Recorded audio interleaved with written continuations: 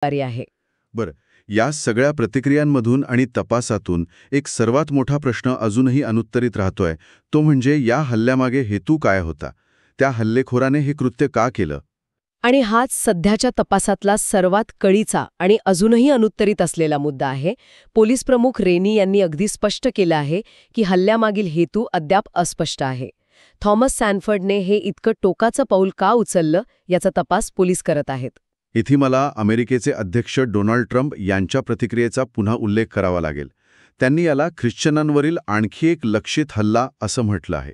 या विधानाकडे कसं बघायचं? हे निदान नक्कीच महत्वाचं आहे, पण त्यासोबतच हेही लक्षात घेणं फार गरजेचं आहे की पोलिसांनी अजून हेतूची किंवा हा हल्ला विशिष्ट समुदायाला लक्ष्य करून केला गेला होता याची कुठलीही पुष्टी केलेली नाहीये. हे महत्वाचं आहे. हो, बीबीसीच्या वृत्तानुसार ट्रम्प यांच्या विधानाचा संदर्भ कदाचित